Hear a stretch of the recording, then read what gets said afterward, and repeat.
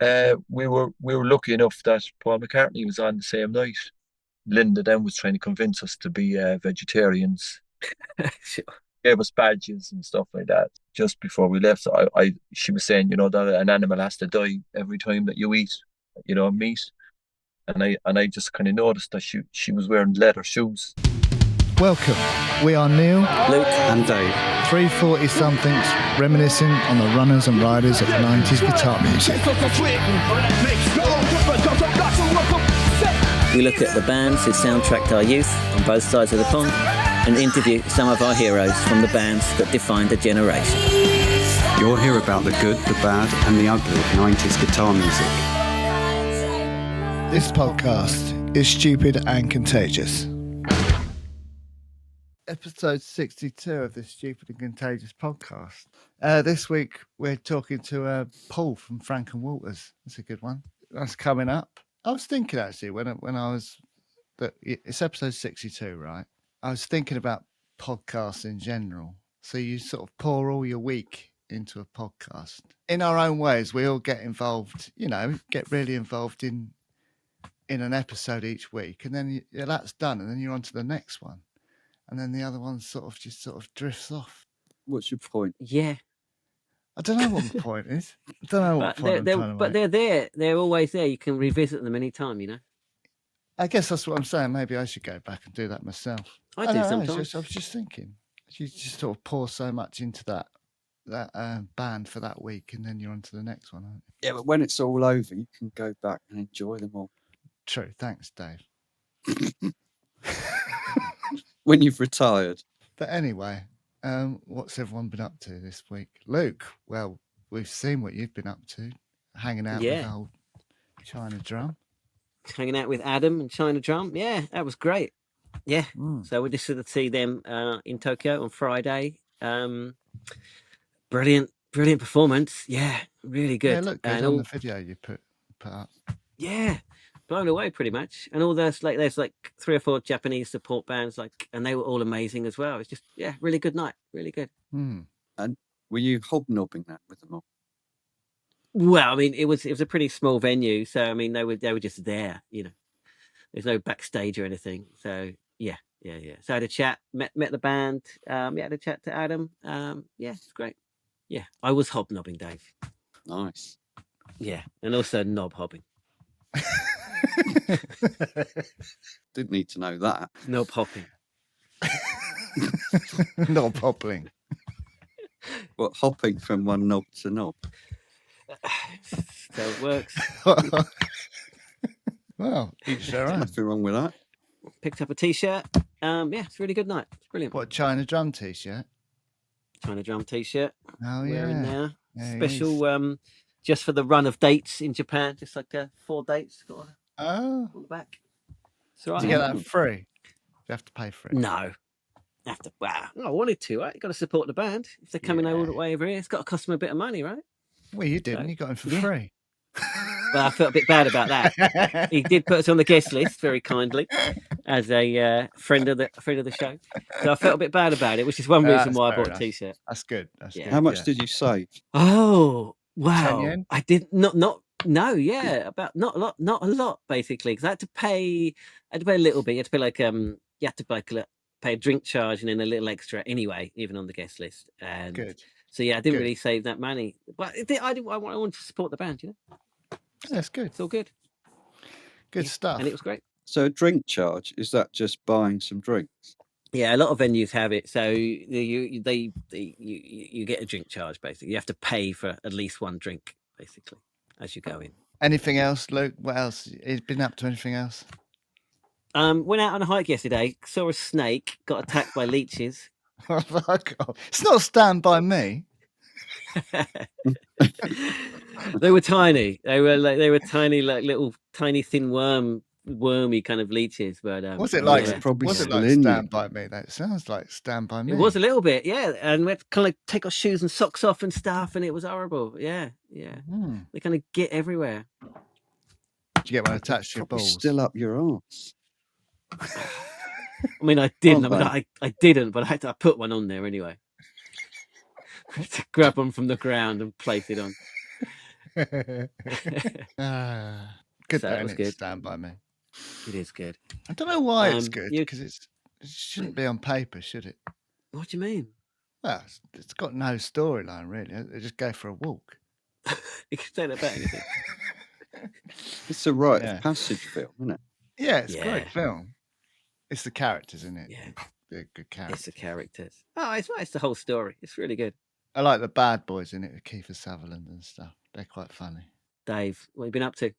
Come on, this is what everyone waits for, the Berwick News. We've been spending all our time on our lip sync video.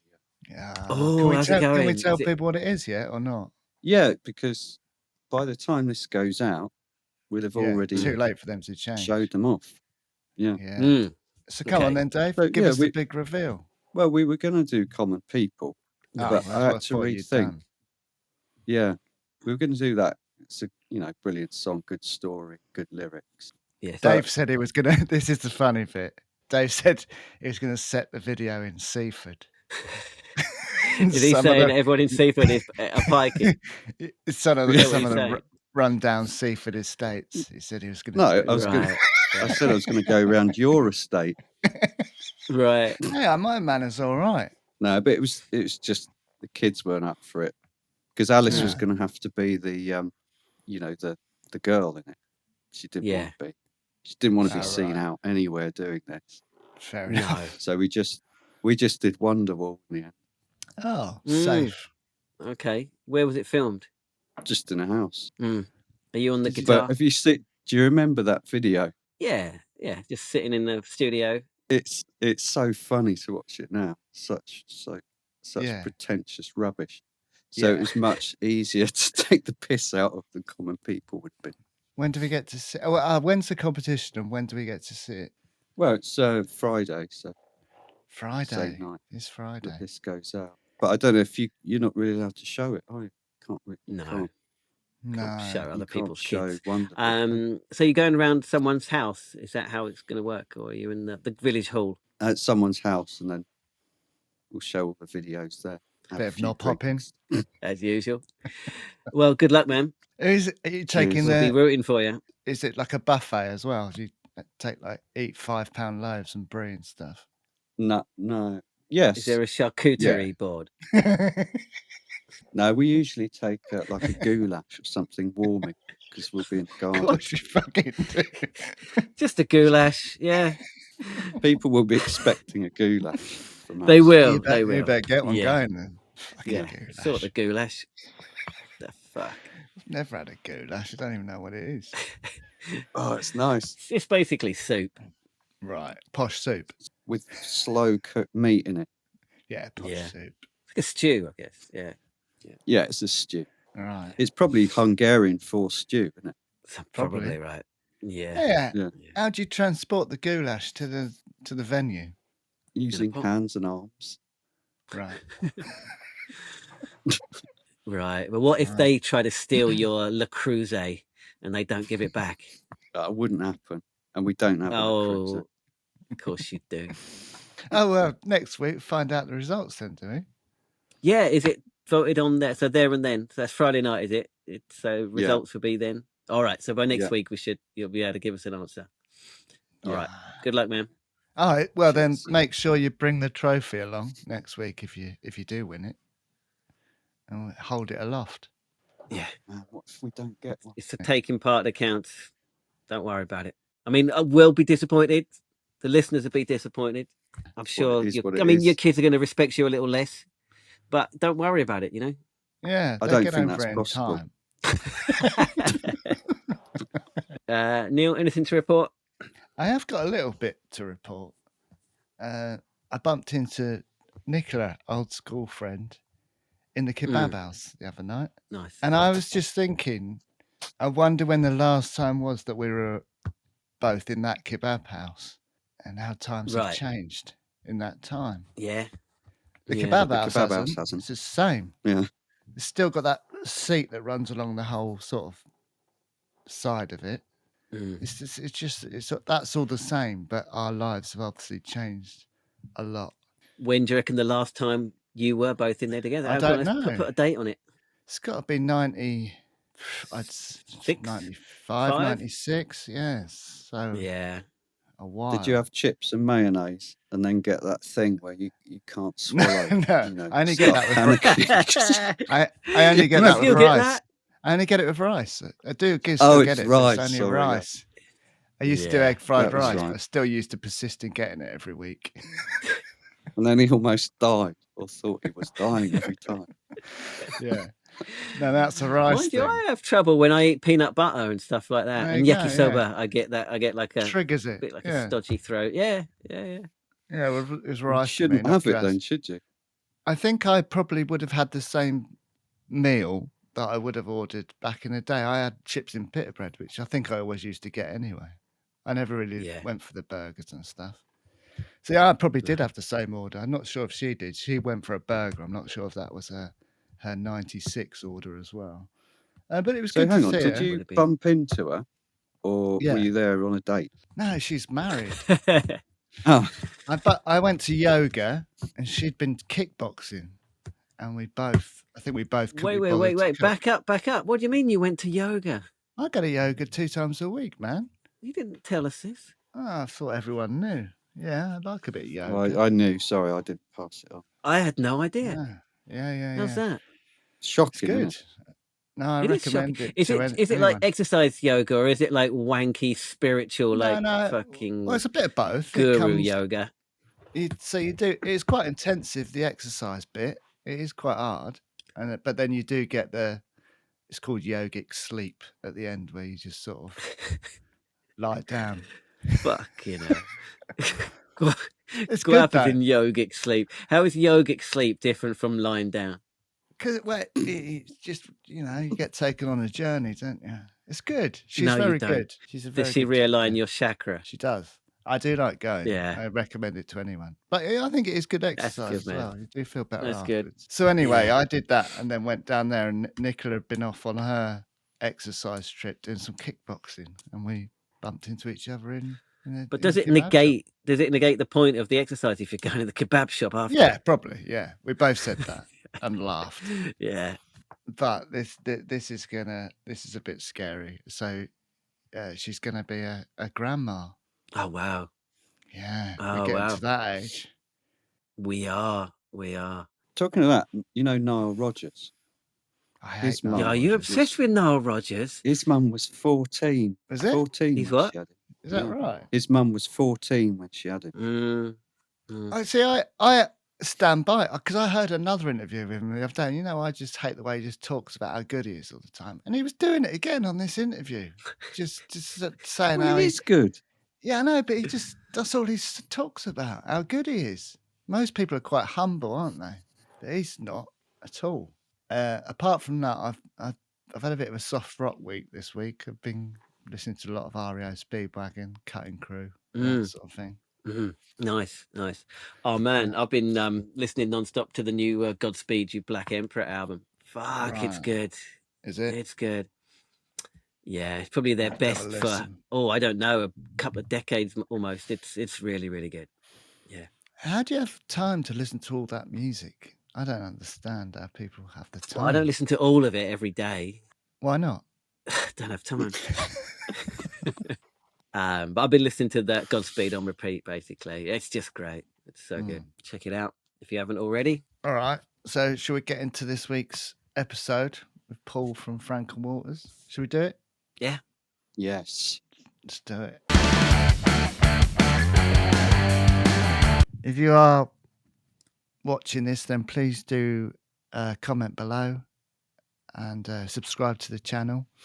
And if you are listening, then please do rate, review, and share it with your friends. Give us a bit of a look. Give us a bit of oh, hang on. Do you want the Wikipedia thing? Yes, please. Alternative pop band. It's fairly safe, but it is quite accurate. I guess. Yeah. All right. That's fine. Frank and Walters. So the Franks, as they're known to their fans, named after. Well, there's differing things on the internet. So, according to some sources, they're named after a couple of local characters around town. One called Frank and one called Walter. What's the other thing? Other sources say that they were tramps. Right. Who was? Frank and Walter. But Yeah, both yeah. stories about someone called Frank and someone called Walter. Yeah, they could Yeah, both be in true. Cork. Right. Yeah, I don't think they were homeless. I don't know. That only one place said that. It didn't seem quite right. I mean, if it was Seaford, what would the band be called? What, back in the day? Back in the 90s? Yeah, back in the day. Yeah, who was the Uh, neo-Nazi guy? Stonald. It wasn't Donald at all. What was he called? That's not even a word or a name. What was he called? Can't remember. I thought it was that. So He was a character, wasn't he? He was a character around town, wasn't he?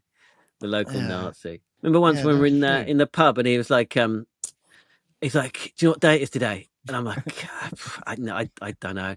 And he's like, Hitler's birthday. And I'm like, all right, great. Was he out celebrating? Was he? I don't know. That's a true story, though. There were some Yeah. characters in Seaford, though. There were. I just can't remember. Yeah. Any of them. Yeah, there always is, isn't there, in every town? So they started off as a three-piece in Cork, in Ireland, in 1989. So first of all, it was Paul Linehan, I guess. That's how to pronounce it. Linehan. It's the same name today's as the guest. writer of Father Ted, isn't it? He's Graham Linehan, isn't he? Oh, maybe. Yeah, he's a bit problematic these So he days, might isn't be he? related. Is he? Yeah. Luke's. Yeah, it doesn't mean he can't be mentioned, does it? Well, No, he it's doesn't. hit- I'm just saying. He it's mentioned hit- him, but He triggered Luke's alarm. Yeah. he did. He did. Triggered my woke alarm. Ashley Keating. I don't think he's any relation to Ronan. And Niall, who's Paul's brother. So three-piece basically for most of the time when And they he were related at their relation peak. to Rogers. Don't stop talking about that man. Why would they talks both enough have the about same name himself. if they're related? Well, people with the same name can be related, can't they? It's the Not whole the same point. first name, would they? My cousin had the same name as me. What, That's quite different. Wankstein? Nice one. God. People used to call their sons after themselves, didn't they? There was a bloke in our road, and they were both called Patrick. Patrick was the dad, and his son was Patrick. Anyway, I haven't even started yet. You keep interrupting Come me. on. All day. Get on with it. So yeah, they had the kind of like a bit of a quirky kind of 60s style in music and in their clothes choice as well. We talk about it in the interview, so I won't go into it in too much detail. But basically, yeah, they wore matching outfits, lots of kind of 60s colours, like oranges and purples and stuff like that. Just quickly interrupting again, I know, but I watched the After All on Top of the Pops, and that is a strange combo of clothes. I'm just talking about the clothes. They had like orange sort of shirts, I guess. Turtlenecks, that's right. But then like cargo trousers. Like, hey. I quite liked it, but I was just saying it's Don't you think that performance, he looked exactly like Peter Tork from the Monkees? Yeah, he did. Yeah, he does. He's got this like perfect 60s blonde like bowl cut. And I watched it. I was like, oh man, he looks exactly like Peter Tork. And then a couple of hours later, I read that they covered that I'm a Believer. And I'm like, there we go. Yeah, it makes sense. Yeah. I thought more like Wendy from Butterflies. Do you remember that program? Not really. I remember Butterflies. I don't remember the Wendy mum. though. Maybe that was the actress, but she had the exact same hair. Butterflies is the most Dave program ever fucking made. It's pretty funny. Do you remember the wine joke? Tell us it. Well, the mum comes down and offers. No, she says to the son, "Wine," and then he starts going. Yeah.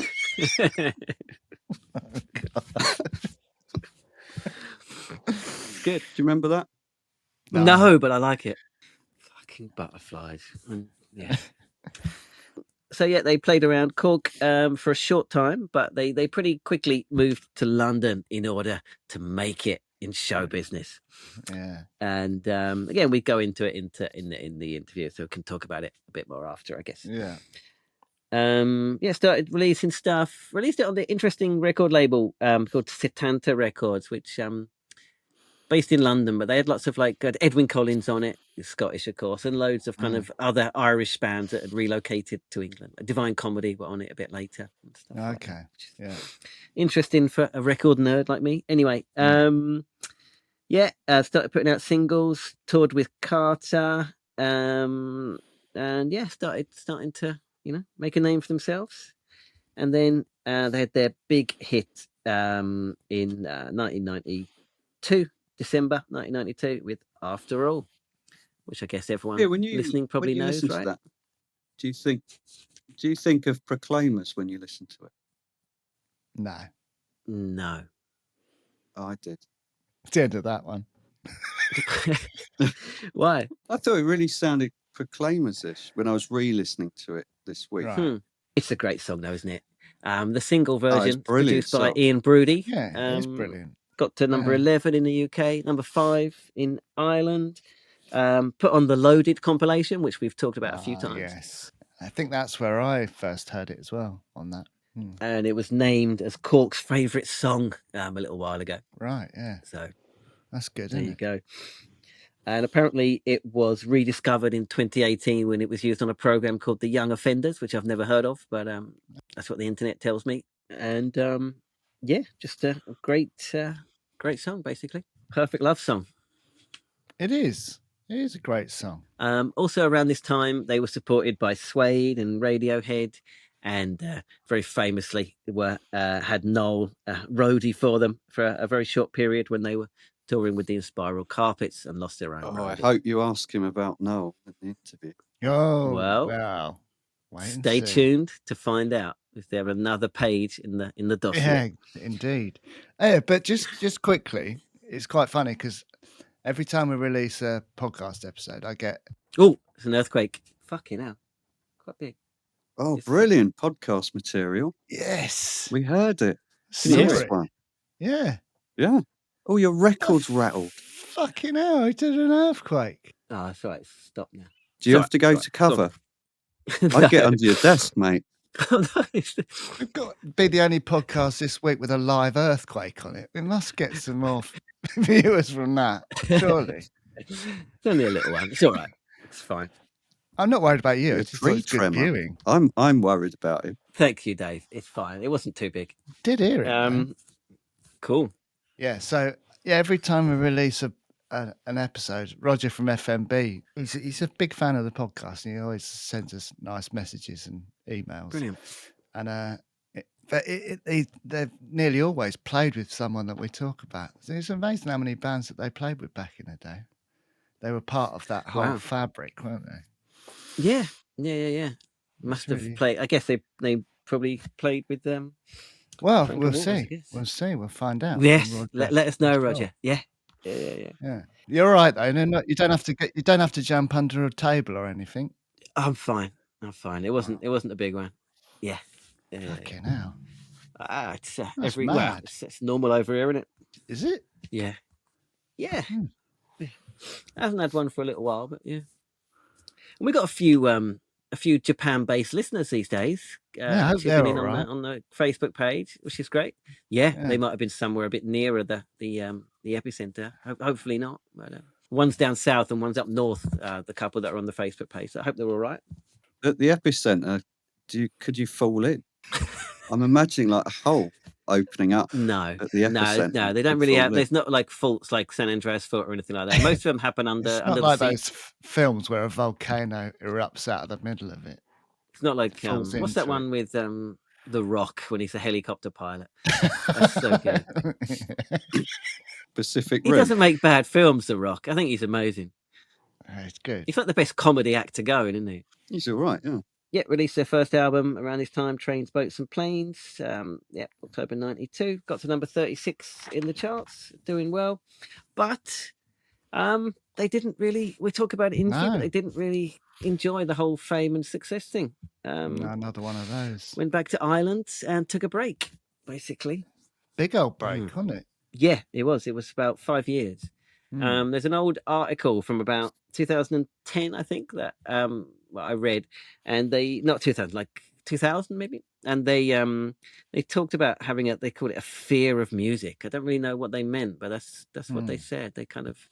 I think they kind of meant a fear of the music industry rather than music itself, because as we'll hear at the end of the interview, he talks about, he's basically it's just got life, no choice but to create music, right? Yeah. But yeah, they had a 5-year gap and then came back with their second album in '97 called Grand Parade, which I think he said it's his favorite album, and I think it's the best one that I listened to anyway. I think it's a really good, it's good, full I record. like that one. They released another album a couple of years later, Beauty Becomes More Than Life, in '99, and they go on to release another 4, so 7 in total over the next 15 years. Basically, within that time, Niall, the brother, leaves the band, gets replaced by someone else. They get an extra keyboardist, so they become a 4-piece.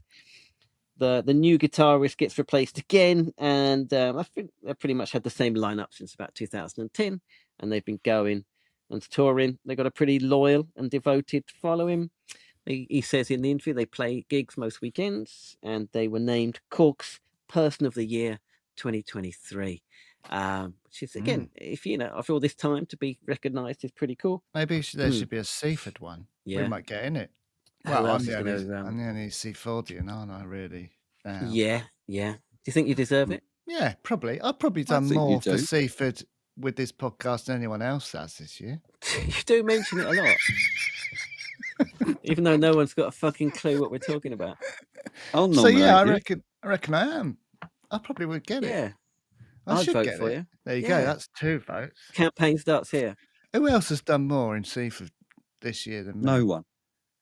Exactly. I mean, there's probably people that have helped, like, charities and shit. Oh yeah, everyone. Fuck those guys, do-gooders. Yeah. And as he talks about in the interview, apparently there's a new album in the works, but no date as yet. And that's where we are. That's the Frank and Waters. Is that the end of the episode? Not yet. You wish. We haven't listened to the interview yet, man. Oh man, God. Right, here's Paul from Frank and Waters. Enjoy. All right. Well, thank you for coming on. How's everything going? Great. Can't complain. It's very, very good at the moment.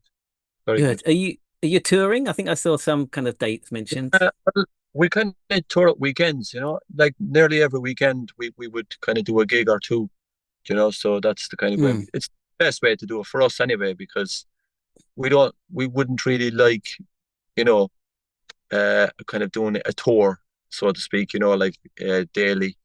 Kind of, we've done that in the past, and it kind of wears you down a bit.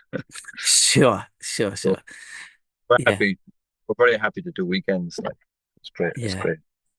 And I guess for the audiences as well, right? They probably can't get away on the weekdays these days. Yeah, it works well. Yeah, it works well. I suppose that's it. Saturday night's probably the ideal night to do a gig, because people are, it's people's night out, I suppose. Yeah. Or Friday. Yeah. I also saw that you were named as Cork Persons of the Year 2023. Congratulations. What's that about?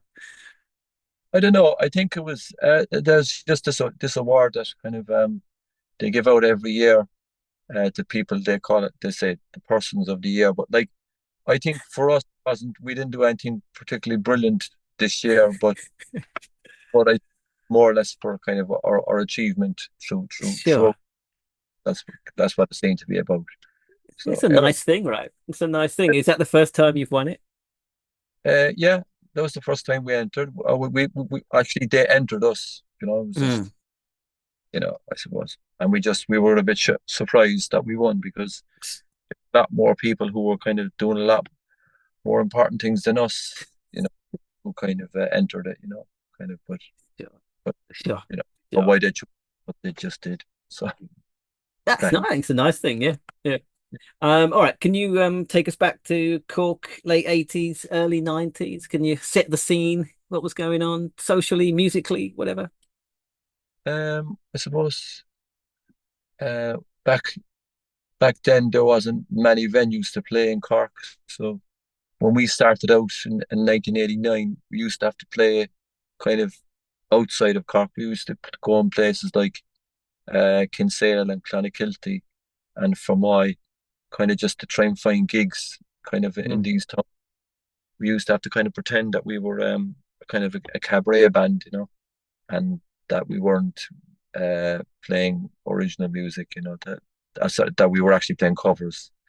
So we did throw in a few covers, but it was mainly our own material that we played. What kind of covers were you playing? Back then, I think we used to do. I think we did "I'm a Believer" by the Monkees. We used to do some Joy Division covers, um, Echo and the Bunnymen, and The Cure. Mm. Then what else did we do? I think we did "Love Is in the Air." Actually, I think that song. Sure, sure. John Young, I think that was his name. Yeah, What's his name? I think is it John Paul Young? Oh, is it? I'll take your word for it. Yeah, yeah. Oh, I have to Google it. I mean, is that who you were listening to, like The Cure and Joy Division and bands like that? Yeah, yeah. There would be big influences on us starting out, especially Joy Division, I suppose. And New Mm. Order, and then The Cure.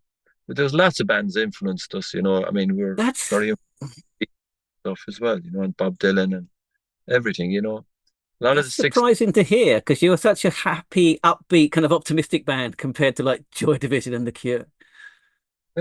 Yeah, I suppose maybe our first couple of albums were a bit hot, were happier, but I think there's a bit of a melancholy as well in our music.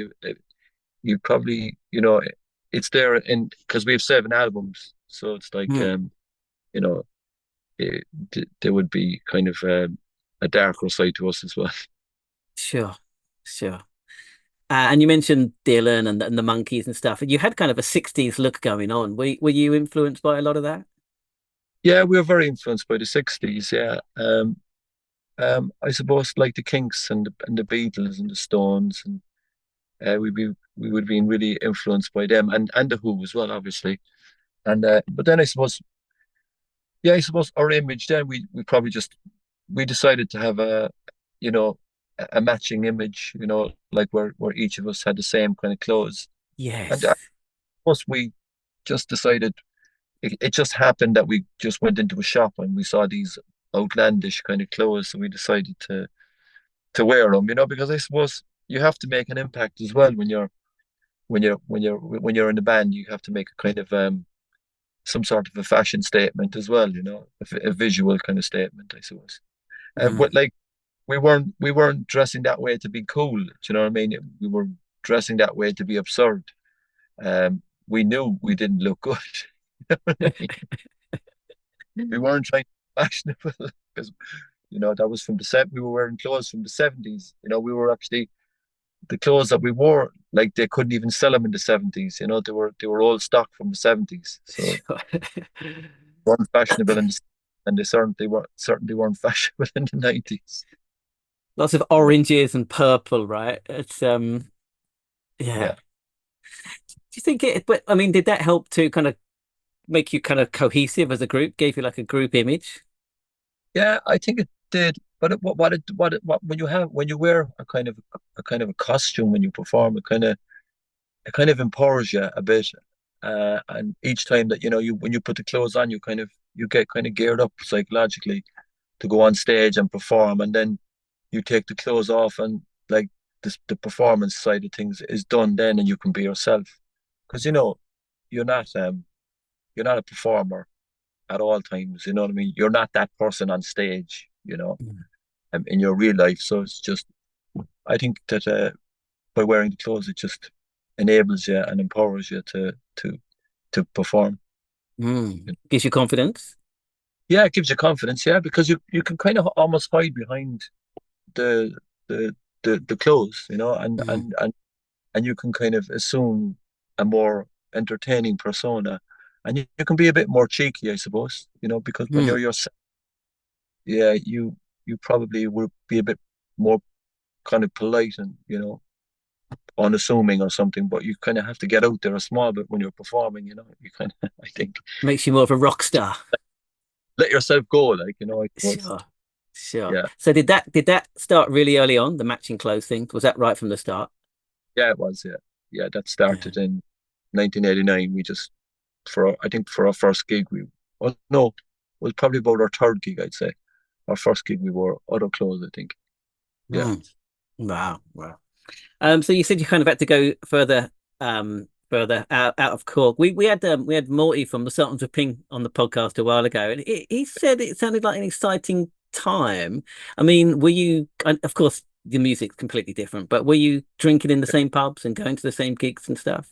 We would have known the Sultans, all right. We used to drink in a pub called the Liberty in the city, and we kind of we it was a funny pub because, like, in the pub, there used to be different sections. We used to call them different sections anyway, because there was like a section of the pub would be for punks, and then you'd have goths would be in another section. The Sultans would have been in the cartoon pop Sure. section, and then we would have been in the kind of I suppose the indie section, the indie section, and Yeah. and then and then you would have a heavy metal section. It's just a kind of a crazy. Like an Yeah, American high school cafeteria. yeah, yeah. Yeah. Who else was in the indie section with you? Was there anyone else that became like proper bands? There was a band called Fred. Um, there was funny, but there was two Freds in Cork actually. There was, Fred. but Mm. the first Fred, they changed their name to Elemento Pelican. They would have been in the indie section, and Sure. then later on, then there was another band called Fred, which kind of came, like, I think probably about 10 years later. They assumed that name. Fred was two bands from Cork called Fred at the time. Well, within the 10 years period, like, Sure. you know. Sure. Sure. Yeah. I wanted to ask about, so you're a bass playing frontman. That's just quite unusual, right? I mean, is it hard to play bass and sing at the same time? Not really, no. Mm. Just a bit of practice. I think the way I construct the bass lines is I kind of try and keep them simple and driving, so that they wouldn't be. I don't like to have them too complex, um, because and that makes it easier to sing and play at the same time. I have a few bass lines, all right, that would be a bit more tricky to sing with, where you actually have Mm. to kind of body in two, where you kind of have to go. You kind of like you're singing, but you're looking at yourself playing bass, but the bass has to be automatic. It's kind of Mm. that they can be difficult, but the majority of our songs are quite driving and um, simplistic, and so it's not a problem to play and sing with most of those songs. You know Why do you think it's not more common? what? Having bass players? Yeah, that sing. Yeah. Well, there's quite a few, but Are there? Maybe I'm wrong. I don't know. I was just trying to think of it. know you think about Sting, Paul McCartney. Yeah, yeah, yeah, yeah. Of course, of course. Yeah, no, you're right. Yeah, yeah, yeah, yeah. There would have been quite a few, but there's I suppose you had Mark King from Level 42. He was a bass player singer. Um, No, no, you're right. No, yeah, no. Lynette from Tin Lizzy, he was a bass player as Sure. well. So I mean, but I suppose it wouldn't be, there wouldn't be too many. I suppose, No, it would no. be Okay. more a guitarist thing, wouldn't it? Guitar singer, I think, Mm. in Who's that? the norm. I said percentage wise, it's probably only maybe 5% of singers Yeah, would be bass. Yeah. yeah, yeah, yeah, yeah. Okay, okay. And maybe this is a strange question, but I mean, how did you know that you could sing? I'm always kind of fascinated by this. It takes kind of, how did you discover that you had a good voice? Well, I never discovered. I'm still trying to discover. But what happened? I used to sing all right to my dad's records, in the front room. I used to sing along to them. That would have been like Glenn Campbell, Johnny Cash, um, Neil Diamond, Mm. those kind of. I would have been singing along to them when I was a young fella, and I suppose I enjoyed it. but I never ever thought I was a singer ever. Mm. But I did gravitate towards writing songs. I started writing the songs for the band, and we had another singer at one stage Mm. when we started out, and I had taught him the songs, and it took me a while to teach him the songs, and I kind of when he left the band, I kind of I wasn't prepared to take the chance on getting another singer who would possibly leave. So I just said, "Sure, I give it a go myself," and that's kind of I just said, "Yeah, I'll do it. I'll do it myself." Mm. Just sometimes you're better off just doing things yourselves, depending on Sure. people. People can let you down a bit. So I just thought, yeah, we'll definitely have a singer in the band we can rely on, which was me. So Yeah. I had Wow. to do that. It's interesting. And you relocated to London pretty quickly, right? Was that an easy decision to make? Were you giving up jobs and stuff to go?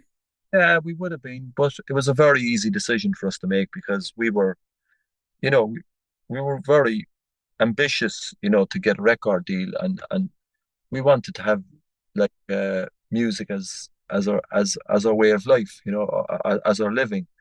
I mean, we got a record deal from Satanta Records. I mean, and they just asked us to move to London, and we were said, yeah, we'll do it, no problem. Um, it there was no question with any of us, like, you know, Mm.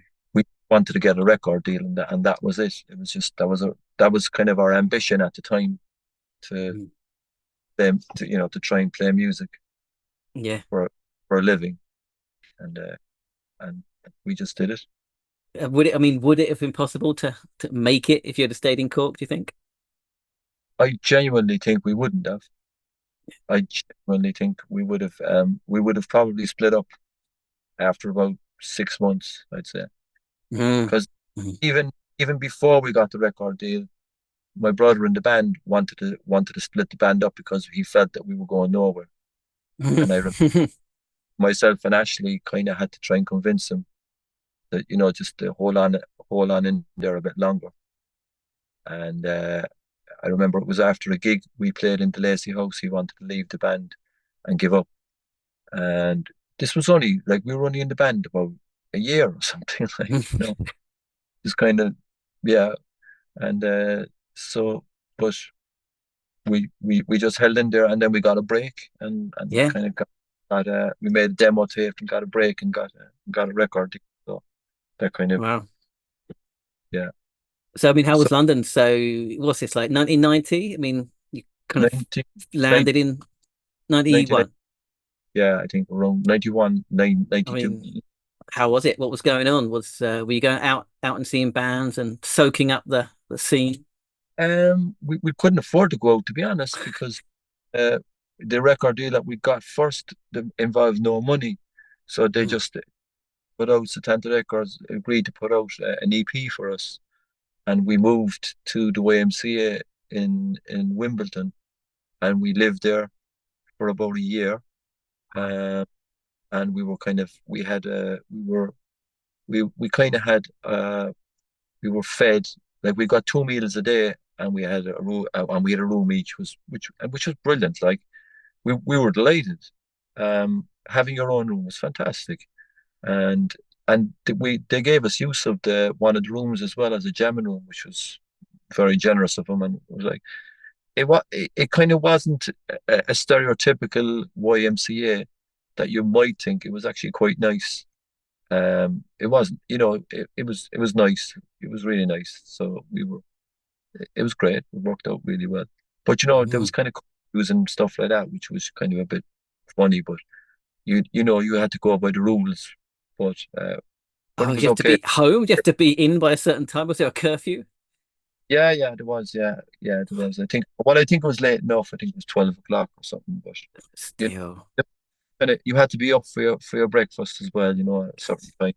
Be up really early to get your breakfast and all that. Like, I mean, did that kind of discipline you to kind of knuckle down and write songs and get the first album worked out and stuff? yeah, it did. Yeah, we Mm. wrote good in in there actually in the YMCA. So and it was great. It was great, and I suppose we did. We used to go to our PR person, all right, Alan James at the time, just calling up to him, and we'd have to do interviews with the enemy or the melody maker or something, and it was good times, and we were just ready. Was always ready for to be called on support or something, supporting some band. Mm.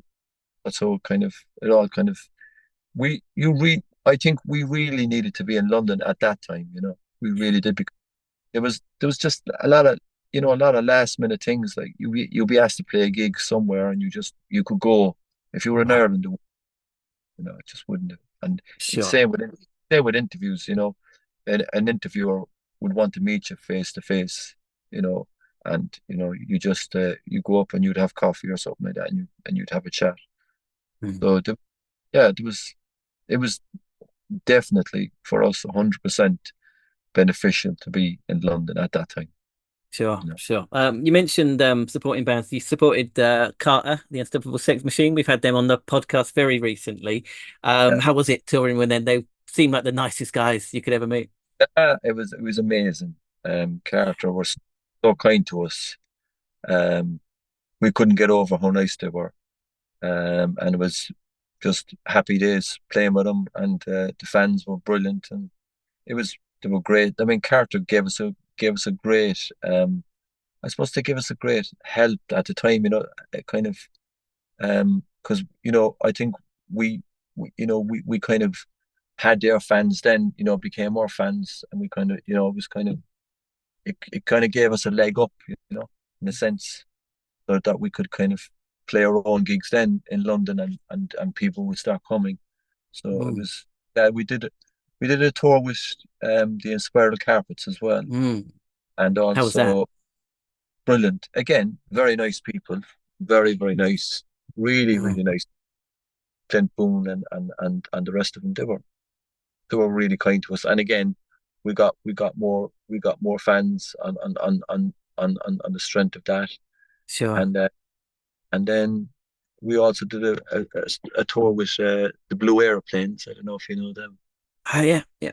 Yeah, yeah, the Blue Airplanes. We would have done a Mm. tour with them. So, and that was it all worked out. And then we started playing our own gigs, and we got a lot more press, and we got singles a week for our first three EPs in Wow, both Melody Maker and the Enemy. So, and amazing. we more press, and just it all kind of generated up then, It's a built up and up. Yeah, yeah, yeah. going on an upward Mhm. trajectory, Yeah. and so it was happy days. It's great. It's great. It's great. And well, I think famously on the Inspiral Carpets tour, you had Noel Gallagher being your roadie. I'm sure you've told the story a million times, but can you tell us about it? Yeah, well, what happened was Noel, we got on very well with Noel, because he was the roadie for the Inspirals, and when he was obviously had an Irish connection, so we kind of gravitated towards each other. Um, Noel Noel was a lovely fella, really really nice, really a gentleman actually, Mm. really real gent. We were mad about him, and uh, I kind of what happened was, or we had a roadie at the time, and his name was actually the Bomber for some reason, but Why he not? was he was Glaswegian, I think. He wasn't Irish. It wouldn't have been good at the time to call him the Bomber, but he was Glaswegian, playing with a band called the Almighty. So halfway through the tour, they needed him. So he left us, and we then Noel then kind of said that he'd kind of help us out. So Noel kind of just stood by the stage, kind of looking after us, helping us with setting up the drums, and just basically that did some roadie work for us. You know, Mm. so it was very kind of him, and we just kind of got to know him. Just it was Mm. good. It was good crack, and yeah, we did a tour of Ireland with them as well. Actually, the Swirls, they played in Cork and they played in Dublin, so it was good. Yeah. Did you meet Noel again after he became Noel the rock star? No, I didn't. I didn't. Um, yeah, I think we tried along the way to kind of see if we could go like meet him backstage at one of their concerts. He was too busy at the time, so I was in Dublin. It was kind of hard to get through, to him. Yeah, but that's just the way life is. I guess so. I guess so. Yeah. Yeah. Yeah. Yeah. Hey, I think they're playing next year. You could get on the support slot for that. What do you But think about all of that nonsense with all Ticketmaster and stuff that Oasis have done? Have you been following the story? a small bit. The tickets are really expensive, is it? They've Yeah, kind of, well, the thing is, yeah, they're one price, and then when you get there, they're like double or whatever they were supposed to be. Yeah, yeah, yeah. I suppose, yeah. I don't know too much about it, but it seems to be overpriced. From what I could see. Um, that's all I could say. I mean, spending some of those tickets are hundreds, aren't they? Like, Yeah, yeah, yeah. Like 400 quid or whatever. Yeah, yeah, yeah. that, for me that's too much. I think the artists are making too much money. I think it's the Someone same is. Yeah. in all those. I mean, they have enough money. Do you know what I mean? To be charging people these exuberant prices for their concerts. I mean, I know someone now who I think they had to pay 300 quid or something for a Taylor Swift ticket, and then Wow. they're in Ireland, and then they have to fly over and get accommodation. But their parents have to foot the bill, and you know, I just think I think Taylor Swift now has enough money. You know what I mean? Why do you? I suppose maybe when you get at that stage, you just want to be the biggest grossing band or something. Maybe there's that competitiveness with them, Mm. to be even more rich. I mean, I don't know how much money they actually need in their lives, but I don't know. It's just there doesn't seem to be no conscience there. There's no conscience with them. No, no, it's yeah. They don't care about their fans if they're charging them 300 quid for a ticket. You know, No, no, that's not that. completely. And if if they if they needed the money, you say that's fine. But like, I don't think they do, No, to be honest. no. Yeah, yeah, yeah. I also read that you were supported by Suede and Radiohead. What kind of year would that have been?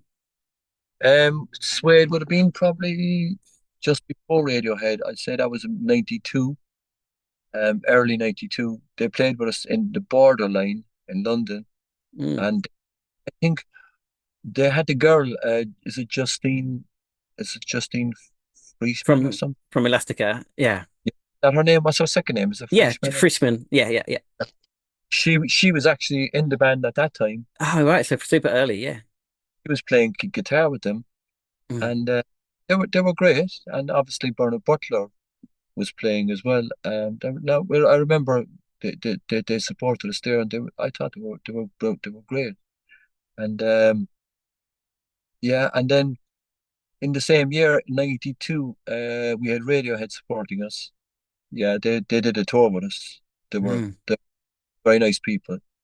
We got on really well with them. They were really, really nice. Mm. I remember backstage one time, the lads were saying, I think it was Ed was saying that they they thought that they weren't going to last in the music business. I said, lads, you must be joking. You know what I mean? You've got amazing songs. I was said to them at that time, I said, that song Creep alone, this was Yeah. before I think Creep was big. I think they had Mm. to release a couple of times. They had released it once or something. They were with EMI. And I was saying, that song alone, that you've enough in that, that'll get you through. You know what I mean? Sure. But they were unsure of themselves. I said, no, I said, you'll be fine. You'll Yeah. be Yeah. fine. Yeah. No. Well, speaking of hit songs, we have to talk about After All. It's probably still your most famous song. I think Yeah, I heard it on the Loaded compilation album. That's how I knew about you guys. yeah, Yeah. Which also Radiohead one, yeah, incidentally. yeah. Can you talk a bit about writing the song and everything? Yeah, I wrote the song after all. It was kind of I think I was going out with a girl from England at the time.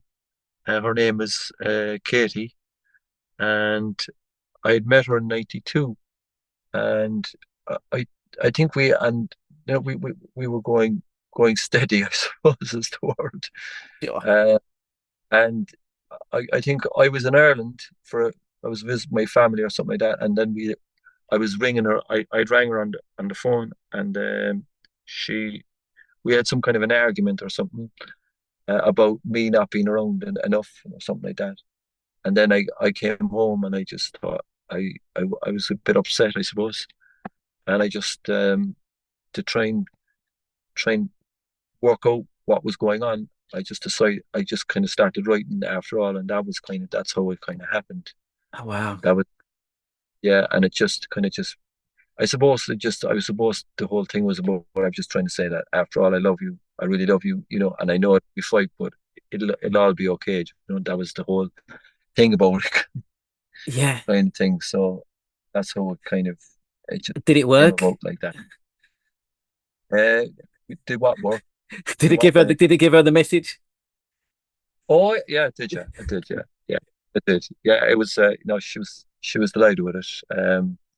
I remember waking up in London.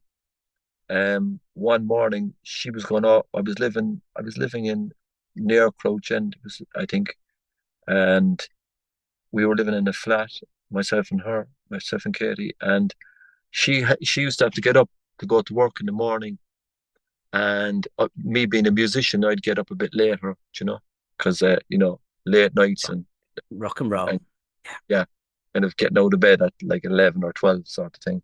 But I remember she used to have a clock alarm, and it used to come on to the radio every morning. It was the radio would be the alarm.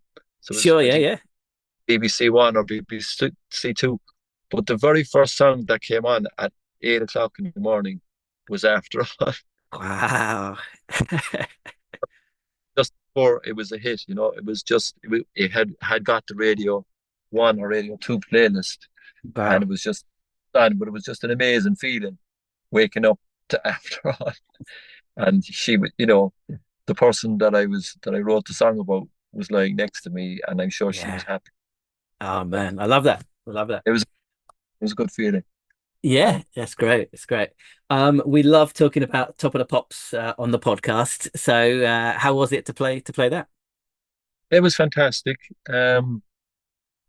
We were lucky enough that Paul McCartney was on the same night Oh as wow. us, and his dressing room was right across from ours. Yeah. And I've been a big Beatles fan. Obviously said hello, and I gave him a hug. I asked him for a hug, so I hugged the Beatle, which was kind of Got to be done. yeah, done. But I know, I just appreciate. I kind of appreciated all, what he had given the world, kind of musically. So that's why I said I have to give this man a hug. That's my appreciation, you know. But yeah, he was very nice, very very nice, and he was. They invited us into their dressing room, himself and his wife, Linda, Mm. and I think two daughters were there, or three. I forget. Did they have two or three? I was definitely two anyway. But Stella would have been there, and there was another girl as well. I think she was older. And Linda then was trying to convince us to be vegetarians. Sure. We kind of we were having that conversation. uh, Gave us badges and stuff like that. So it was good.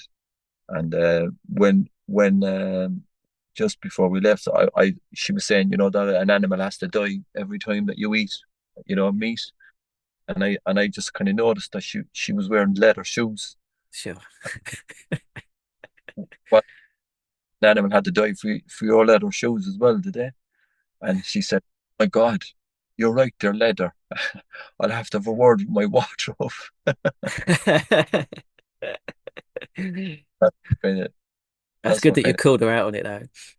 yeah. Um, She probably sacked her wardrobe person. sure. Yeah. Actually, Paul was actually wearing vegetarian Doc Martens. He Right. actually was, yeah, he was careful. Of course he was. Yeah.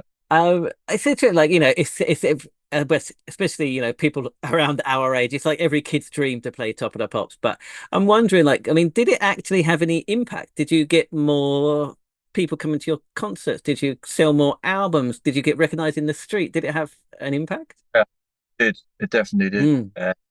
I think having the hit single with After All kind of definitely, we were recognized everywhere. We couldn't go anywhere, and people that were spotting us, and if you're going shopping or something like that, someone would say, are you the Franks or whatever, and ask for our autograph or something. Did But you that enjoy was nice.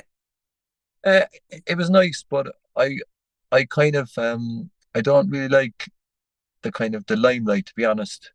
Um, I kind of I prefer to be kind of in the background. Um, I wouldn't have been a fan of being famous. Definitely not. I Mm. I like I like I like writing songs and I like performing them. You know, I like recording them because I find that I need to express myself. But the fame part, I really wouldn't like that at all because I think I like my privacy too much. I kind of when I was famous, I felt too self-conscious. I felt that I was walking down the street and everyone was looking at me, and I just don't know. I felt a bit paranoid, and I also felt that I that I that when people met me, that I should be entertaining them. And I used to have to kind of push myself to entertain people, whereas I'd rather just be myself. You know, Mm. whatever way whatever way I am in that day. Whether it's in a good mood or a bad mood, or just Mm. I'd rather be myself than you know you know kind of forcing myself to entertain people all the time. Yeah. So Well, that yeah. Well, like that's why I wouldn't. It just made me too self-conscious, and I prefer not to be self-conscious. You know. it's interesting. I mean, after the first album, I think you disappeared for a few years before the second album. Was that all part of that, the kind of the fame thing, or was it record company bullshit or whatever? We definitely had enough of of kind of touring. We kind of burnt out a bit from that, and we needed kind of to get our heads together again, and to go back to being ourselves because Mm. it became a bit overwhelming, the whole thing about being being famous, and sort of it's a bit overwhelming when you're not kind of used to it. For us anyway, I Mm. don't think we were mentally kind of prepared for it. Like Uh, what kind of thing? Like wanky celebrity parties and stuff like that. I mean, what kind of thing are we talking? not just I suppose we done way too much touring and way too much interviews, and Mm. with way too much traveling. You kind of you wouldn't be grounded, like you probably be better off being a bit more grounded, and staying in one place and kind of finding your feet again. Mm. Um, because it's just it's a bit of a whirlwind, because we had been doing it for about 2 years, kind Mm. of non-stop. I mean, in 1992, I think we done something like 240 gigs, Oh and we wow. Mm. recorded an album as well. It was like, and we were writing, so it's just constant, music, music, music, music, and Mm. time for, you know, kind of leisure, sort of, or Mm. just, relaxing and unwinding. It was all just go, go, go. So, and I mean, a lot of bands do that, but this is, I think we were just had enough of it Yeah. by 93 or 94. So I Mm. think we decided to come back to Ireland and just write the second album, and just kind of write it at our leisure. Mm. But when we had the album kind of written, and then the record company kind of slowed things down, by waiting a while before they gave us permission. We made demos, and it took a while for them to give us permission to go into the recording studio. Mm. We were ready probably a year earlier to go recording, Mm. Mm. and they were just they were a bit slow, Mm. with but that was because like Go Discs were kind of were about to sell their record company to Polygram. Mm. So that that was their kind of focus at the time, and they were, they probably weren't, too interested in focusing on the artist at the time. Mm. So they were probably just kind of held us back a bit for that part. And then Yeah. like the album was recorded, we had to wait another 6 months or so before we could get it mixed, and there was lots of stuff that were kind of getting in the way, like kind of just slowing the whole thing down. I mean, we were slow ourselves, but then the Mm. record company probably held us back another year and a half, I'd say at least, Oh wow. which it could have been done a year and a half quicker, I think. Mm. So Yeah. that kind of slowed, I suppose the momentum that we built up with our first album, I Mm. think had been a bit lost when we kind of came to our second. So Mm. It's interesting. I was kind of re-listening to the second album this week, yeah, in preparation for this. To me, it sounds kind of much even more commercial, I would say, than the first one. It's kind of a more fuller, yeah. more ambitious sounding record, but it didn't do quite as well as the first one. I mean, why do you think that was? Well, first of all, I think with our first album, we were in the right place at the right time with the right music. Yeah. And the second one was that we were, I suppose, I think that I personally think the second album is better than the first album. The Mm. Grand Prix is probably my favorite.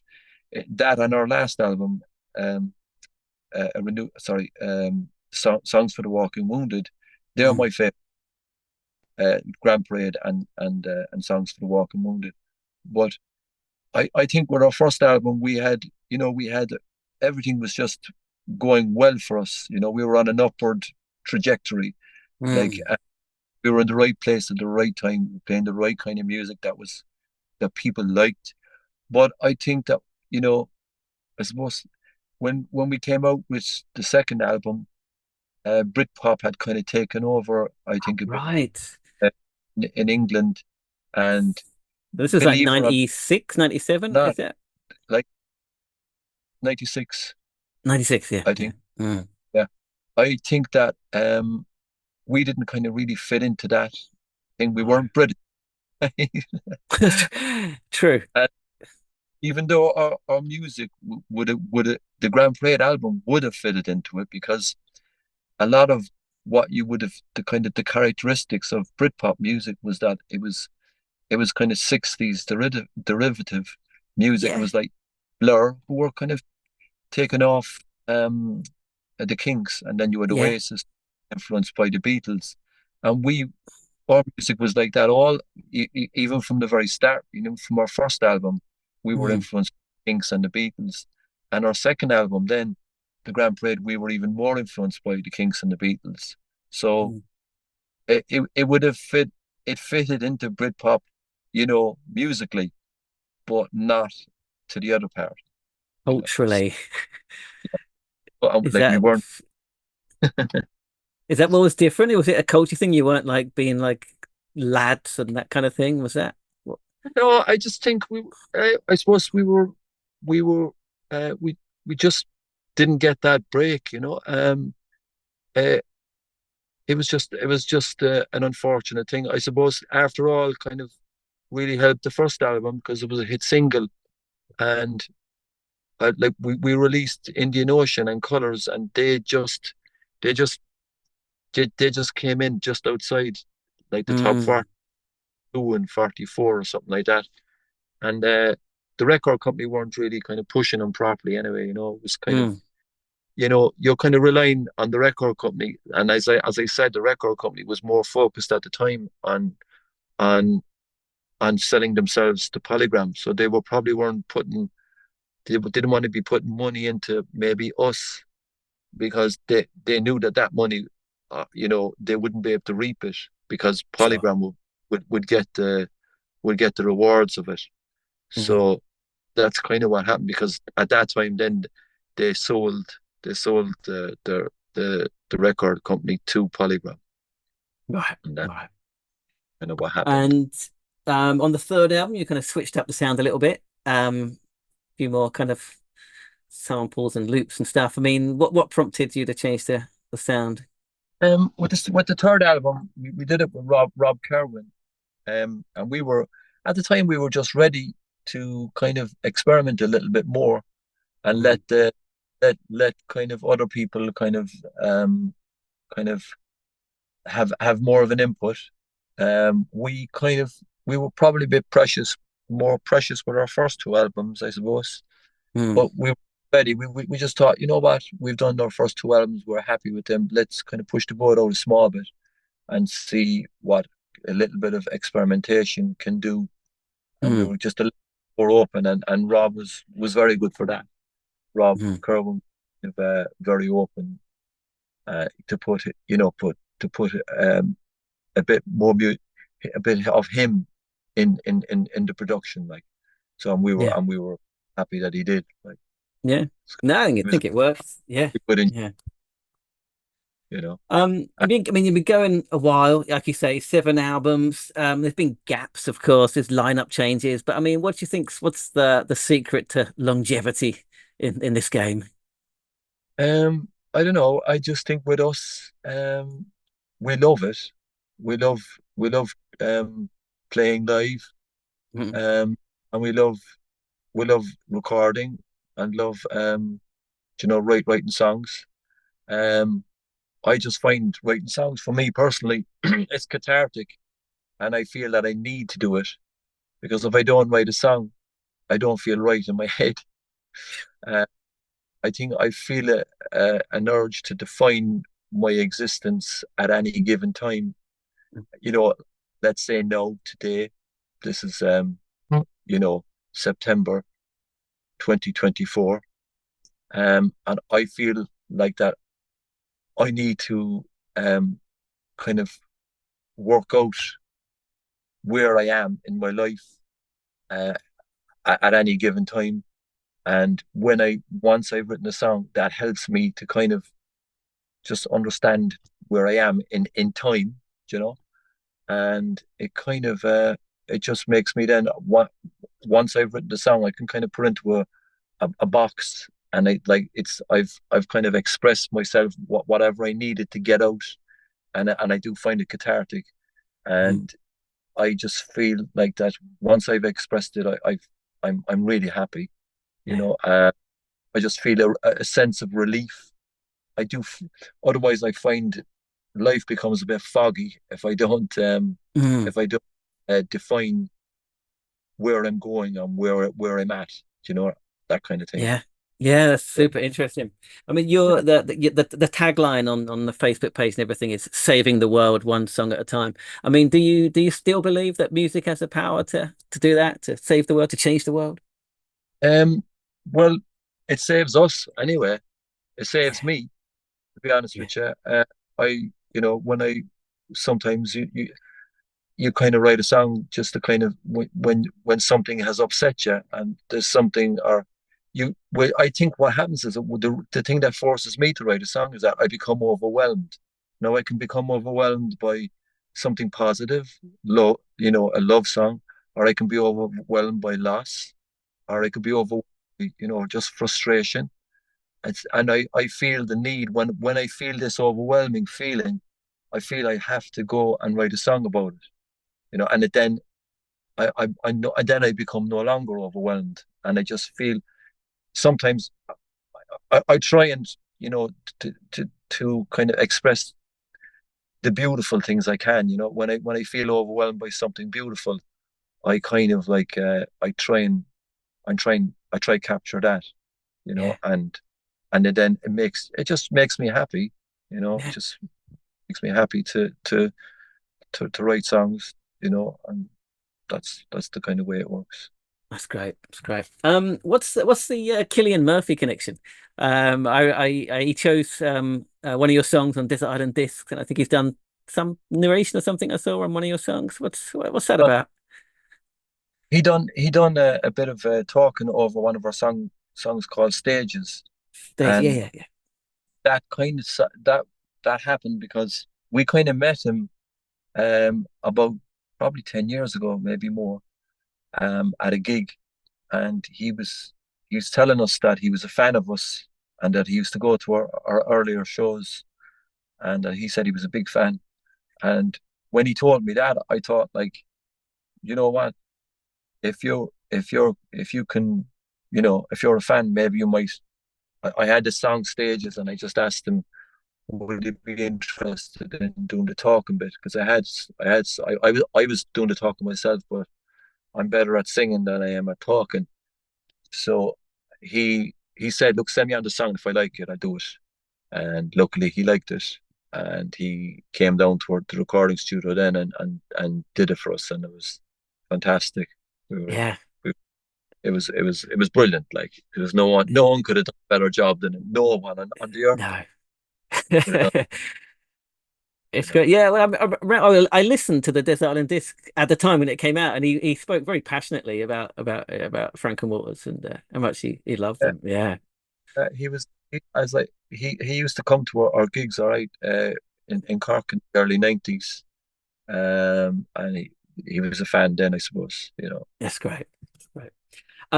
All right. Oh, I've kept you a long time. I apologize. A couple more questions, two more questions, if that's okay.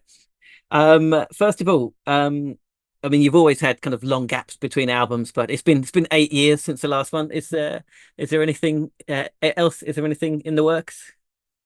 Oh, there is, yeah, yeah. I've all the songs written now, and I've got way more than that's needed. I've got about 2 albums worth, I'd say, but it's just a matter of recording them. No, I've started recording them myself. I have a home studio, and I've kind of got better at engineering over the years, so I kind of feel confident that I can kind of do something, you know, kind of good enough to my standard anyway, and try and capture the songs. So what I am going to do is I'll record them, but I might get someone else to mix them. So that's where I'm at the moment. Um, I've I've I've started about, I think I've about seven of them started, maybe eight, but I've just a few more to start to go. But I kind of, yeah, there's actually this, I think I've probably about 10, I'd say, actually. But it's just a matter of, finishing them off. It's kind of takes there's a bit of work, in coming up with the parts and stuff like that. So Yeah. I I I just gonna do the best I can. When I get time, I do it. It's almost like I've got 10 canvases on the go, and every now and then I'd go to one, and I put a brush stroke to it, like, and try and capture what it's about. Because I find if I spend a bit of time on one song, I start to lose my objectivity, and then come back to that song a couple of weeks later, that I'm back. I can kind of decipher. I can understand what the song needs, and then I can do it again. So it's Mm. kind of just one of those. It's just like it's a bit of a process like that at the Mm. moment. Mm. But Mm. I I I'm just going to do as much as I can, and then I'm going to give. I've already given the songs to the members of the band, and I'm just waiting for them to come back to um to to play their parts. For them to come up with their parts, but they're not very forthcoming at the moment. Sure, sure, But sure, sure. It's yeah, it's it's it's on the way. All right, all right. Okay. yeah. Last question. Basically, we ask every band member that we interview the same question, and the question Okay. is, which other band from that era, let's say the 90s, would you have liked to have been in, and why? Oh, why and why? Wow, that's a hard question. That time, I Or any time is suppose. okay, I guess. It doesn't have to be. Like, we can widen it out. Any time is fine. Anytime. Well, my favorite Yeah. band is Prefab Sprout, so I would have loved to be in them. Okay. Great answer. Yeah, Yeah. that, Yeah. but that goes back to the 80s. But That's yeah, fine. That's a good answer. That's good. they were a big inspiration for me. Like one of the biggest inspirations for me was Prefab Sprout. In terms of the songwriting. Yeah, and the album Steve McQueen when it came out, that was the first album I ever bought, and I played it, and I loved it. Yeah, and I've all their albums. I loved them. I still love them. They're still a great. Yeah. Great answer. All right, thank you very much for all of your time. I'll let you go before you get arrested for loitering or something like that. I'm going to stop the recording. One moment. It was a pleasure talking to you, I have to say. Thank you very much. You're a very good interviewer, and I think that you did your research, and you knew the band. You know what you're talking about, which is great. Very kind of you to say. Well, as you can see, I'm a music guy, and yeah. It's very kind. It's very kind of you to say. So there we go. Paul from Frank and Walters. Another car interview. Second car interview. Yes. Not a car crash interview. A car. No, far from it. Done. What a lovely bloke. Eh? Yeah. So the story was he had just dropped his mum off, and he was driving home, but he didn't make it back in time for our 1 o'clock appointment. Yeah, so he just pulled the car over, and he said, "Oh, don't know." And I was like, "Well, don't worry, just drive home. I'll I'll call you back, whenever. It's no problem at all." And he's like, no, don't worry about it. This is fine. Let's do it here." So but that's what I'm like. I can't be late. Can't be late. Right. You're always late. Do that as well. You were late today for this recording. I know, but I hated it. I hated being horrible. Stop doing it as much as we hated waiting for you. I'd love to have heard some of those early covers of the Cure and Joy Division and stuff. Sounds like my sort of thing. Well, it's weird that that's come up again, isn't it? I don't know if there is any footage of the early stuff. I thought the first album had some covers on it, didn't it? On Spotify. Does it? Maybe. I'm not on Spotify, so I wouldn't know. There's an album on Spotify called Souvenir that's got a few covers on it. Maybe it's I'll got go and I'm a have Believer. A look, and it's got Funky Cold Medina. Oh, nice. They can't do a cover. She's cool. Yeah, nice. Maybe I'll go back and have it. Maybe there is somewhere that I can have a listen to then. But yeah, it sounds like. But he did say not all their music is upbeat, happy stuff. Some of it's a bit darker, which is more my thing. But it's interesting that they come up again as an influence, right? I think because we're that bit younger, I think we underestimate just how massive these bands were, Echo and the Bunnymen and The Cure especially and how influential they were. I think we kind of underestimate it. Yeah. Yeah. Oh yeah, and Prefab Sprout he talks about. Yeah, they come up a fair bit as well, don't they? Yeah. I listened to that album. Yeah. It's really good. Steve McQueen album. Yeah. That he talks about. Yeah, I did listen to a few tracks so I could pick one for the mixtape. It's good, eh? Yeah. I just thought they did that Jumping Frog song, but there was a lot more to it than that. What's the Jumping Frog song? I don't think I know it. Hot Dog Jumping Frog, or whatever it is. Albuquerque.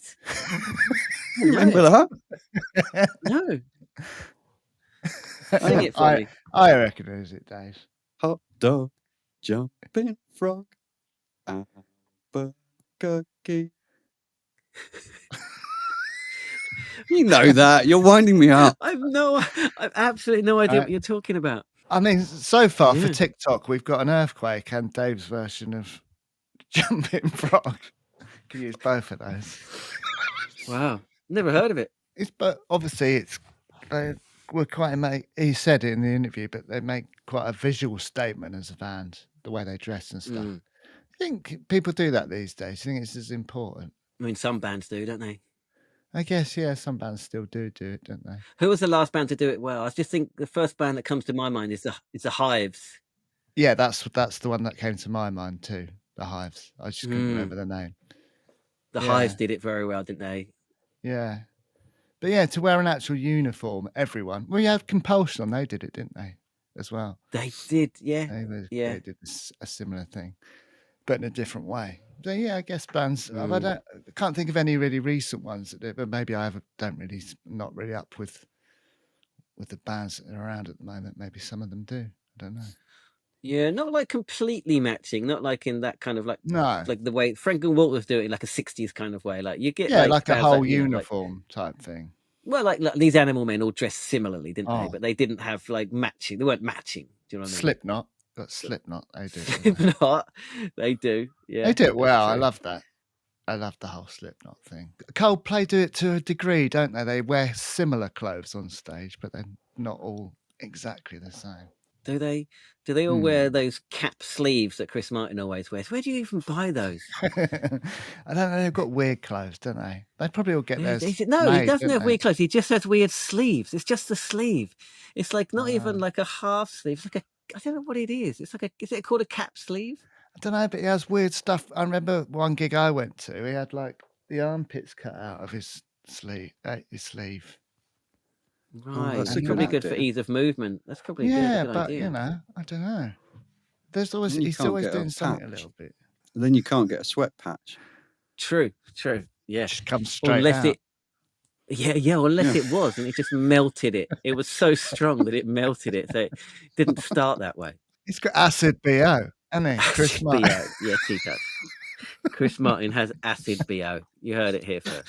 Giving him the confidence to perform, yeah, giving that kind of stage Yeah, persona, an which alter gave him the ego. confidence. Yeah, it's interesting, right? Mm. Reminded me of Fruit Bat interview. Yeah. Yeah. No, I get that. You know, it gives you the license to sort of be that person for an hour, and then you can go off and just be who you were before. Mm, And the get point it. is, he's not that kind of guy normally, is he? He's quite right, he's exactly. very, you know, Yeah, diffident again, isn't he? yeah. And I think it showed in the fact that they didn't enjoy the whole kind of London rock star thing. The fact that they didn't enjoy that shows that, he wasn't pretending to be kind of nice and quiet and, like you say, Yeah. diffident. That's who he is, Yeah. Yeah. Mm. I like the way he just destroyed your bass playing singer argument. Completely. Oh, I was listening. I was thinking, Luke, Sting. I know. Oh, As soon man. as I said it, I knew it. And then there's Doves. Doves do it. Oh, do they? Yeah. Yeah. But there aren't. I get what you're saying. There aren't that many in comparison to guitar singers. No. No. Let's think of some. Sting. I mean, the ones that you mentioned, Sting and McCartney. I mean, they're big ones, aren't they? Yeah. I hadn't even thought of them. Yeah. Phil Lynott, wasn't there? There's him as Phil well. Lynott's another good one. Yeah. But there aren't There any loads. more There aren't loads. listeners? There aren't loads. Which 90s indie ones have we missed? Come on, let us know. What about, does Dave Grohl play the bass? No, he played the drums in Nirvana and Yeah. guitar in Foo Guitar Fighters. in the Foo Yeah. Fighters. Yeah. But he could play the bass. Anyone? Yeah, there aren't many, Luke. There aren't many, are Thanks for piping in with a pointless conversation there, Dave, about what instruments Dave Grohl may or might not be able to play. Well, he's quite versatile, isn't he? If he wanted, play the bass and sing. Sure. Well, he could play the recorder, but he doesn't play the recorder and sing either, does he? Well, you couldn't, could you? No, that's true. It's impossible. Well, like we were saying last week, the guy at Sweep the Leg, Johnny, he played the sax and he was a singer. I like the way he described the different sections in the pub with the goths and the punks and the I've got and the that metalers here. and Oh the yeah, indie like kids. zones, isn't it? I mean, that doesn't happen anymore So- because no one goes to the fucking pub. So that's gone. Well, hasn't that's true. And they don't have music subcultural tribes anymore either. it? No. So yeah, that whole thing's gone. But did we have that? I guess people just naturally assimilate. We had their it in groups, didn't they? school, didn't we? But it weren't a section in the pub or anything. I lived in a YMCA. That sounds like fun. Yeah. What are YMCAs? I still don't know. They're just a place for young men to enjoy. And you can hang out with all the boys. You can get Yeah, I know yourself that. clean. You can have a good Have meal. a good meal. Do whatever you feel. But how do you get in one? What more do you need to know? It's like You a could hotel. live in one, Neil. Yes. But what do you do? Just go down there. What do you have to? Is there any and sort try of? Is there like a? I can't think of the word. Funnily enough, Not like you. do you have to qualify to get? That's the wrong word. You but I don't didn't have wanna to think. wank anyone off to get in, Neil. No. You just go and book a room. But it's just men, right? It's just men. Well, there's YWCAs as well. Yeah. Right. Who's it run by? Yeah. The government. Christians. I don't know. Oh, is it? The Is it one of those? Christians. Young Right. Man's Christian Association. It doesn't stand for Young Man Cock Association. It's Christian.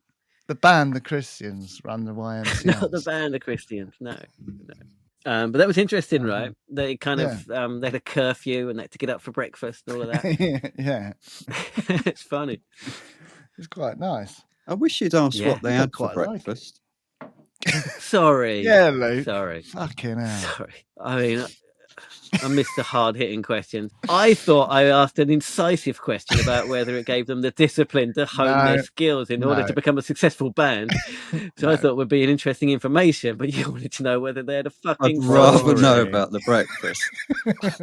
Because I always remember, because he spoke about the 3 EPs they released, and I always remember Melody Maker NME. They really fucking love Frank Walters. They were like huge in the music papers. He said about it in the interview. But I remember that they never seemed to get any bad press, did they? Everyone just seemed to love them, which is Yeah, good. I agree. I don't remember. I'm sure they remember it differently, but yeah, I agree. I remember them really liking them as well. Yeah. But who got bad press that you remember? Who got unfairly treated? Well, most bands. Most bands get a bit of Most yin and bands. yang, don't they? Like some press hates, Build them some up, press bring them loves them. down. Yeah, but they always seem Exactly. to seem to get favourable reviews and stuff.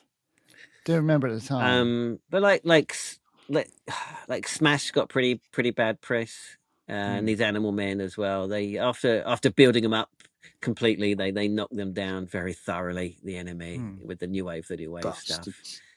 Yeah, I guess sort of Frank and Waters just kind of disappeared on their own accord by accident by not releasing anything for ages, I guess. So they didn't get a chance to slag off their second album. To knock them down, yeah. I did really enjoy those early releases for that album, though. They were really good.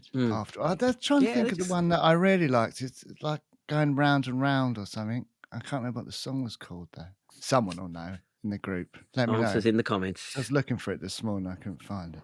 So we've got to the Noel Gallagher curveball. Oh, yeah. Or is it? Well, it's a new bit of interesting evidence. Lovely fella. A nice, gentleman. A real Gentleman. nice gent. Yeah. But then Luke tried to pry it out of him. But what's he like now? Yeah, good work. Exactly. Yeah, he tried. No. I was right. Because he hadn't met him post fame. Yeah. So this was Noel pre-Rockstar. That's so right. Nice guy, gentleman. And he'd tried to get in contact with Noel to see if he could get into backstage. Yeah. And Did he take his call? Did he fuck? Did he fuck? No. So it's kind of. But there's good in there somewhere. Yes. Right? Yes. Yeah. That's the Or thing. was that There all is. fake? And the real stuff came out. No, I believe he was a nice fella and a gentleman pre-fame. Yeah, a bit like Anakin Skywalker. He was a good person, and then he got. Luke claims he's never seen Star Wars. We'll ignore that. Never seen Star Wars. Never. Just ignore that. Just ignore him. Just Shut humour that him. out. It's. Humour him. I have a.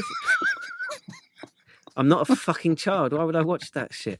It's like baby fucking toys. But Dave will understand. It's a bit like Anakin I've just insulted Skywalker. 99% of our audience. It's a bit like Anakin getting taken over to the dark side, becoming Darth Vader, isn't it?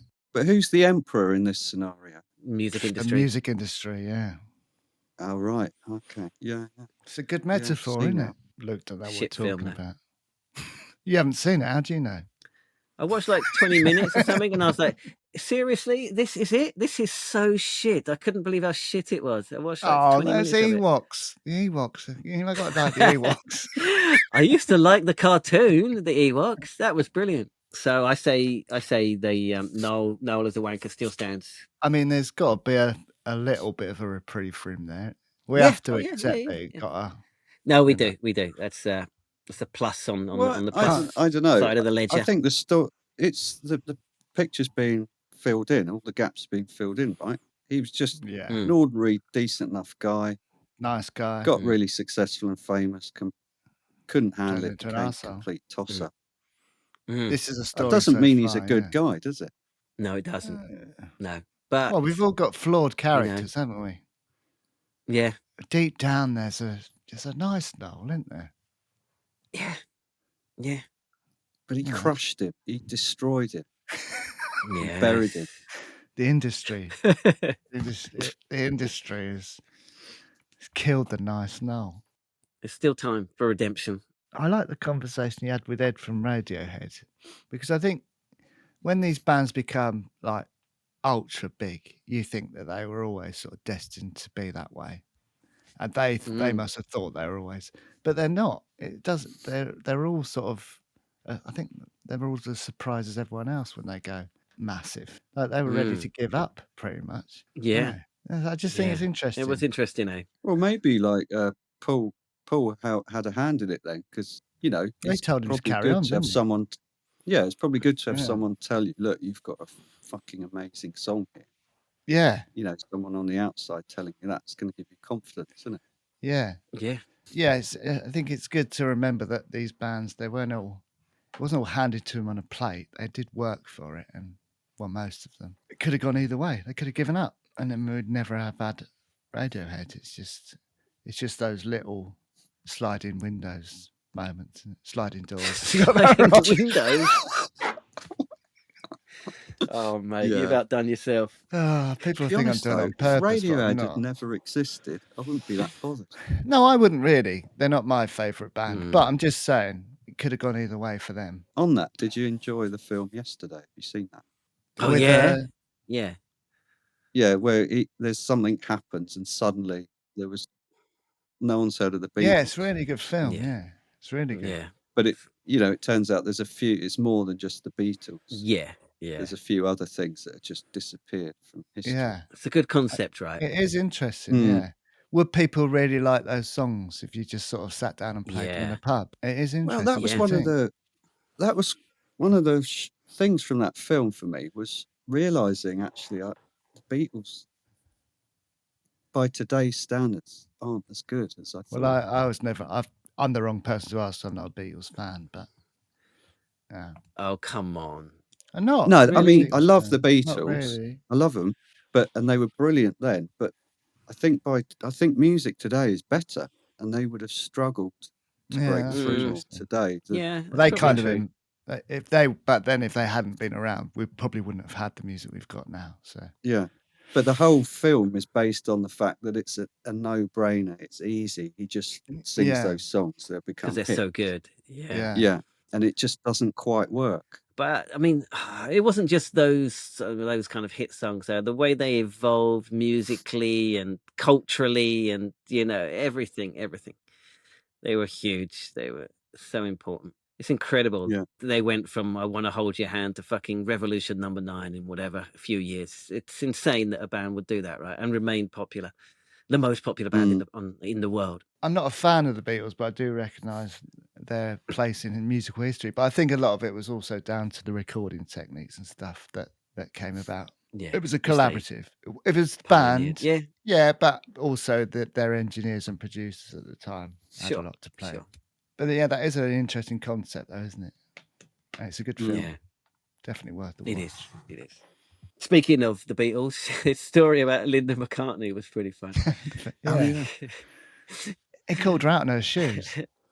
Yeah, but I mean, imagine like meeting someone like that and trying to turn them vegan. What the fuck, right? That's not on, is it? He did just sort of say, "Well, you've got fucking animals on your feet." Yeah, it's good.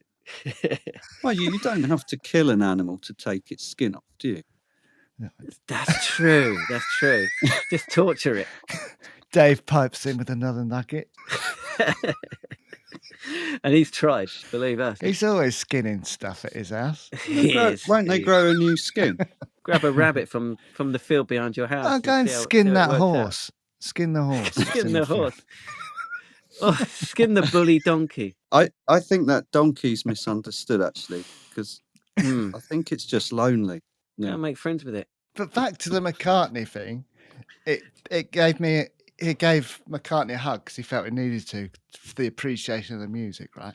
I had a similar experience at a service station. I think it's Fleet Services, where me and the Main Street Boys, I think we'd done a gig in London in front of probably about 3 people. And we come back, stopped off to get a burger or coffee or whatever. and Manny was in the service station. We had the same. Well, especially Dave, the bass player, was compelled to go up to him and say, "I really need to shake your hand, for the music." But the best thing about that story was we come out the service station. He'd already gone, and he drove off past us he was in like an old Ford Capri or something with his mate, honking the horn and waving out the window. It's good. That is Good. pretty good. It was good. It's pretty good. Being honked at by Manny is pretty good. Oh yeah, I mean it's kind of obvious, but what you were saying about Britpop being 60s derivative, that was quite insightful. I mean, it seems obvious, but I hadn't really thought about it, and how the Blur were like Kinks and Oasis. Yeah, Beatles. it's funny they missed out on the Britpop though, really, didn't they? They were too early and then too late. Well, the idea that they said they're musically they were there, but not culturally, and they weren't. And they weren't British. You said that, Luke. I did, which I thought it's a good point. No, Sultans of Ping had the same thing, didn't they? Mm. They didn't really fit in with it either. No, but I mean, yeah, like Ash were Irish and they were fully Britpop, weren't they? Yeah, they were. They were banging in the middle of it. And the Divine Comedy, I didn't know they were Irish, but I think of them as Britpop as well. Yeah, yeah. And then he got quite deep, didn't he, about his urge to write songs. And I like that. Yeah, I really enjoyed that bit. I didn't quite understand it, but I did get the sense of what it means to him and stuff. Well, it's part of his whole mental health. It keeps him in check. That's how he processes things. He writes a song about it, and then he feels better afterwards. A bit like when we spoke to Douglas last week about just the need to make music.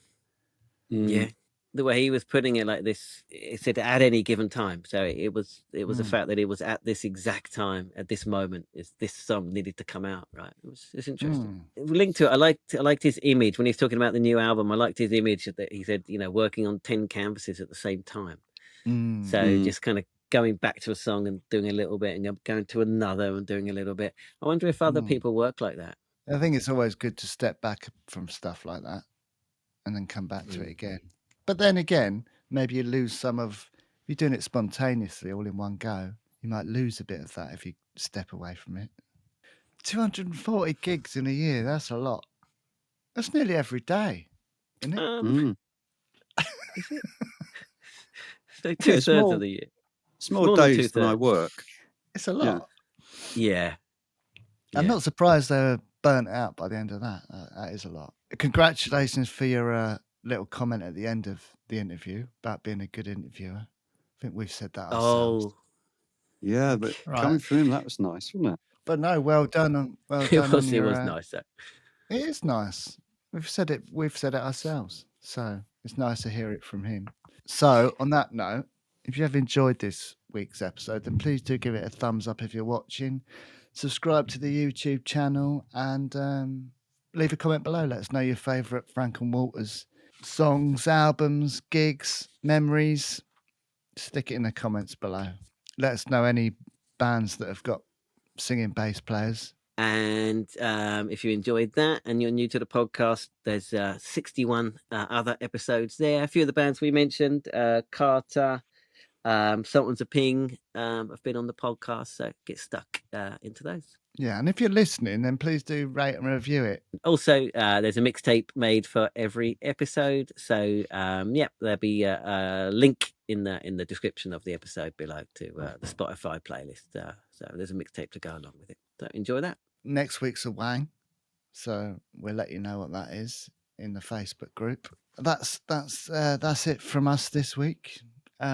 Dave, wrap it up. See you in a minute.